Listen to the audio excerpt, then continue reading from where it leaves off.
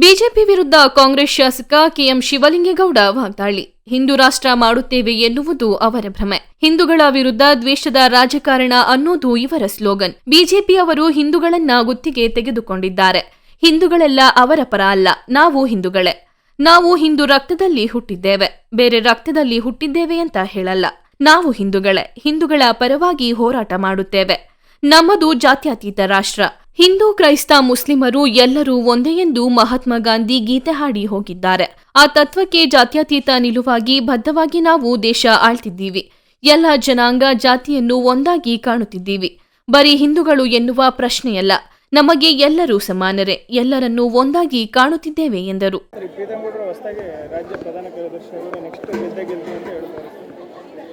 ಈಗ ಪ್ರೀತಮ್ ಗೌಡರು ರಾಜಕೀಯ ಪ್ರಧಾನ ಕಾರ್ಯದರ್ಶಿ ಆಗಿ ಪಕ್ಷವನ್ನು ಸಂಘಟನೆ ಮಾಡಿ ಅವರು ಯಾರನ್ನು ಗೆಲ್ಲಿಸ್ತಾರೆ? JDSನೇ ಗೆಲ್ಲಿಸ್ಬೇಕು. ಅವರು ಕಾಂಗ್ರೆಸ್ ಇದೇನು ಗೆಲ್ಲಿಸ್ತಾರೆ? BJPನ ಯಾರ್ದ?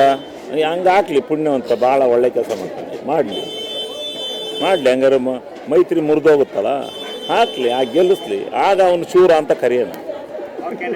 ಅವನು ಕ್ಯಾಂಡಿಡೇಟ್ ಹಾಕಿ ಅವ್ನು ಗೆಲ್ಲಿಸಿ ಕರ್ಕೊಂಬಂದ್ರೆ ಅವನೊಬ್ಬನ ಶೂರ ಅಂತ ಕರೆಯೋಣ ಹಾಸನ ಜಿಲ್ಲೆ ರಾಜಕೀಯದಲ್ಲಿ ಪ್ರೀತಮ್ ಗೌಡನ್ನು. ಇಲ್ಲ ಅಂದರೆ ಅವನು ಅದಕ್ಕೆ ತಕ್ಕಂಥದ್ದನ್ನು ಅನುಭವಿಸ್ತಾನೆ, ನಾವೇನು ಮಾಡೋಕ್ಕಾಗುತ್ತೆ? ನಿನ್ನೆ ಪ್ರತಾಪ್ ಸಿಂಹ ಅವರು ತಮ್ಮನ್ನು ಬಂಧನ ಮಾಡಿದ್ರು ಸರ್.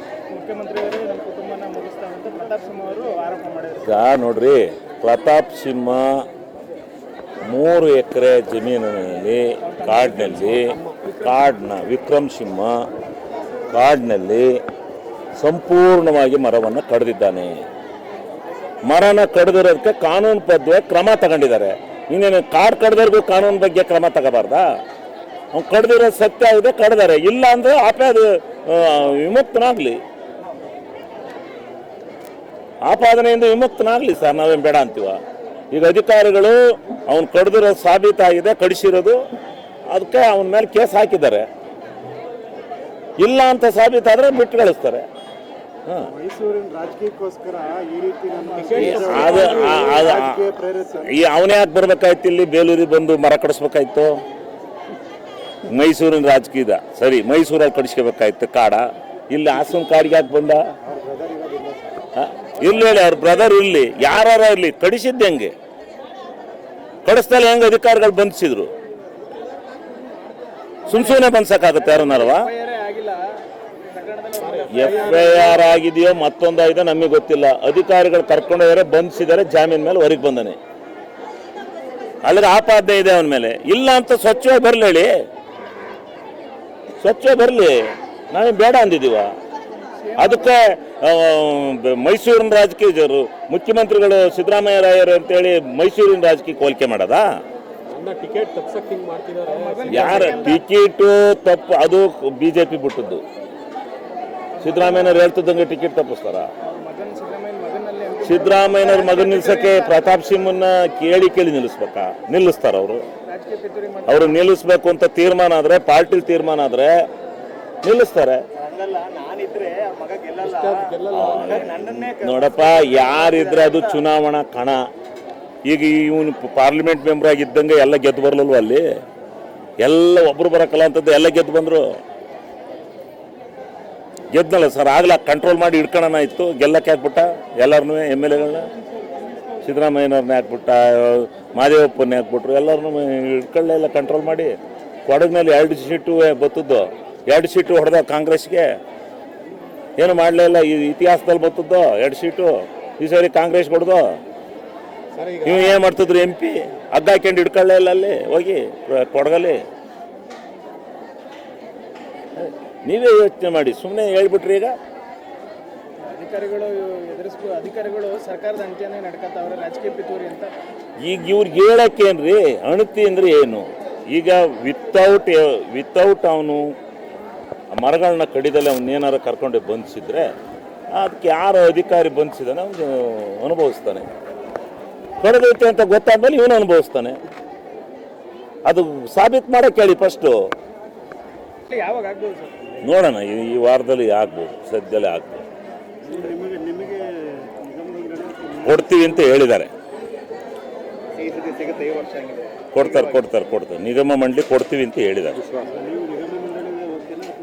ಅಲ್ಲ, ಮುಂದೆ ಸಚಿವರನ್ನು ಕೊಡ್ತೀವಿ ಅಂತ ಹೇಳಿದ್ದಾರೆ, ಅಲ್ಲಿವರೆಗೂ ನಿಗಮ ಮಂಡಳಿನೂ ಕೊಡ್ತೀನಿ ಅಂತ ಹೇಳಿದ್ದಾರೆ. ಸರ್, ಈ ಲೋಕಸಭೆ ನಂತರ ಕೆಲವರು ಸಚಿವ ಸ್ಥಾನ ಬೇಡಿಕೆ ಇಟ್ಟಿದ್ದಾರೆ, ಶಾಸಕರು ಒತ್ತಡನೂ ಇದೆ ಸರ್ಕಾರ. ಅಲ್ಲ ಇರಲಿ, ನಾನು ಸಿದ್ದರಾಮಯ್ಯನವರು ಡಿ ಕೆ ಶಿವಕುಮಾರ್ ಅವರ ಅಣತಿ ಅಂತ ನಡೀತೇನೆ.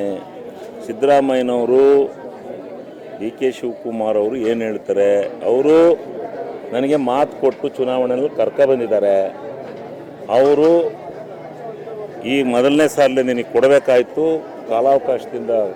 ಕಾಲದ ಇದರಲ್ಲಿ ಕೊಡೋಕ್ಕಾಗಲಿಲ್ಲ, ವ್ಯತ್ಯಾಸದಲ್ಲಿ. ಮುಂದೆ ನಿನ್ನನ್ನು ಮಂತ್ರಿನೂ ಮಾಡ್ತೀವಿ, ನಿಗಮದ ಅಧ್ಯಕ್ಷನೂ ಮಾಡ್ತೀವಿ ಅಂತ ಹೇಳಿದ್ದಾರೆ. ಅವರ ಮಾತಿಗೆ ಬದ್ಧನಾಗಿದ್ದೇನೆ. ಎಲ್ಲ ಸ್ವಾಭಾವಿಕ ಅದು. ಇವರು ಅದಕ್ಕೆ ನಾವು ಹೇಳೋದು, ಯಾವುದೇ ಒಂದು ಬೆಲೆ ಕುಸಿದಾಗ ಕೇಂದ್ರ ಸರ್ಕಾರ ನಾಫೆಡ್ ಮುಖಾಂತರ ಖರೀದಿ ಮಾಡಲಿಕ್ಕೆ ಬಂದ ತಕ್ಷಣ ಅಲ್ಲಿ ರೈಟ್ ಜಂಪ್ ಆಗುತ್ತೆ. ಇವರೇನು ಬೇಡ, ಏನು ಹೊರ ರಾಜ್ಯಕ್ಕೆ ಹೋಗ್ತಕ್ಕಂಥ ಕೊಬ್ಬರಿ ಎಣ್ಣೆಯನ್ನು ಏನು ರದ್ದು ಮಾಡಿದ್ದಾರೆ ಅದು ನಿಲ್ಸಕ್ಕೆ ಹೇಳಿ ಸಾಕು. ಅವತ್ತೇ 15,000 ರೂಪಾಯಿ ಆಗುತ್ತೆ ಕೊಬ್ಬರಿ. ಇವರು ಎಕ್ಸೈಸ್ ಸುಂಕ ಹಾಕಿ ಹೊರ ರಾಜ್ಯಕ್ಕೆ ಕೊಬ್ಬರಿ ಹೋಗ್ತಾ ಇಲ್ಲ, ಕೊಬ್ಬರಿ ಎಣ್ಣೆ ಹೋಗ್ತಾ ಇಲ್ಲ. ಅದರಿಂದ ಇವತ್ತು ರೇಟ್ ಕುಸ್ತಿರೋದು. ಹೊರ ರಾಜ್ಯಗಳಿಗೆ, ಹೊರ ದೇಶಗಳಿಗೆ ಹೋಗಬೇಕು ಕೊಬ್ಬರಿ ಎಣ್ಣೆ, ಸುಂಕ ತೆಗಿದ್ರೆ ಹೋಗುತ್ತಾಗ ರೇಟು. ಇದನ್ನ ಇಟ್ಕೊಂಡು ಇವರು ಕೇಂದ್ರ ಸರ್ಕಾರದ ತಾರತಮ್ಯದಿಂದ ಆಗಿರ್ತಕ್ಕಂಥ ವ್ಯತ್ಯಾಸ ಹೊರತು ಇದು ಬೇರೆಯವರಿಂದ ಆಗಿರ್ತಕ್ಕಂಥ ವ್ಯತ್ಯಾಸ ಇಲ್ಲ. ರಾಜ್ಯ ಸರ್ಕಾರ ನಾವು ದೂಷಣೆ ಮಾಡೋಂಗಿಲ್ಲ. ಅವರು ಸಹಾಯ ಧನವಾಗಿ 1,500,000 ರೂಪಾಯಿ ಕೊಡ್ತೀವಿ ಅಂತ ಅನೌನ್ಸ್ ಮಾಡಿದ್ದಾರೆ. ಯಾವತ್ತು ಇವ್ರು ನಾಫೆಡ್ಡಿಂದ ಖರೀದಿ ಮಾಡ್ತಾರೆ ಅಲ್ಲಿಗೆ 1,500,000 ರೂಪಾಯಿ, ಅವ್ರು 12,000 ರೂಪಾಯಿ ಚೆಕ್ ಕೊಟ್ಟರೆ ಇವ್ರು 1,500,000 ರೂಪಾಯಿ ಚೆಕ್ ಕೊಡ್ತಾರೆ. ಚುನಾವಣೆ ಟೈಮಲ್ಲಿ ಕಾಂಗ್ರೆಸ್ ಪಕ್ಷನೇ 15,000 ಖರೀದಿ ಮಾಡಿದ್ದು ಅಂತ ಹೇಳಿ ನೋಡ್ರಿ, ನಾನು ಹೇಳಿ ಆತ ಅದಕ್ಕೆಲ್ಲ ಉತ್ತರ.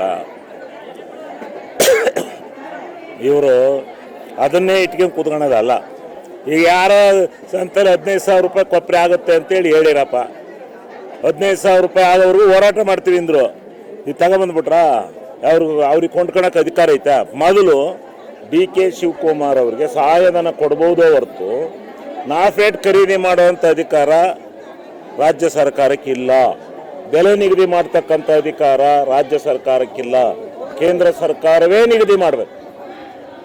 ಕೇಂದ್ರ ಸರ್ಕಾರದ ಅಧಿಕಾರನ ಡಿ ಕೆ ಶಿವಕುಮಾರ್ ಅವರು ಎಲ್ಲ ಸಂತೆಯಲ್ಲಿ ಚುನಾವಣೆ ಸಂದರ್ಭದಲ್ಲಿ 15,000 ರೂಪಾಯಿ ಆಗಬೇಕು ಕೊಬ್ಬರಿ ರೇಟು ಅಂತ ಹೇಳಿದ್ರು ಅನ್ನೋದನ್ನೇ ಇವರು ಕೇಂದ್ರ ಸರ್ಕಾರದ ಎಲ್ಲ ಜವಾಬ್ದಾರಿನ ತಗೊಬಂದು ಡಿ ಕೆ ಶಿವಕುಮಾರ್ ಮೇಲೆ ಹಾಕಿರೋದು ರಾಜಕೀಯ ಅಲ್ವಾ? ಅವ್ರು ಹೇಳಿದ್ದಾರೆ ನಿಜ, ಅವರು ತಿಪ್ಟೂರಲ್ಲಿ ಹೇಳಿದ್ರು ಅಂತ ಹೇಳ್ತಾರೆ, ನಿಜ ಒಪ್ಕೊಂಡ್ರೆ ಅವ್ರಿಗೆ ಐತಾ ಅಧಿಕಾರ? ಇವ್ರು ನಂಬಿಕೆ ಬೇಕಾ? ಇವ್ರು ಯಾಕೆ ನಂಬಿಕೆ ಬೇಕು? ನಂಬ್ಕೊಂತಕ್ಕಂಥದ್ದಲ್ಲ ಅದನ್ನು. ಈಗ ಅವ್ರು 1,500,000 ಕೊಟ್ಟಿದ್ದಾರಲ್ಲ, 1,500,000 ರಾಜ್ಯ ಸರ್ಕಾರ ಕೊಟ್ಟಿದೆಯಲ್ಲ ಸಹಾಯಧನನ.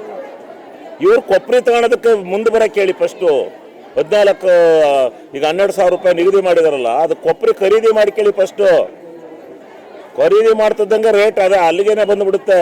ಇವರು ಮಧ್ಯ ಪ್ರವೇಶ ಮಾಡಿಬಿಟ್ರೆ ಅದನ್ನು ಮಾಡಬೇಕು ಅನ್ನೋದು ನಮ್ಮ ಉದ್ದೇಶ.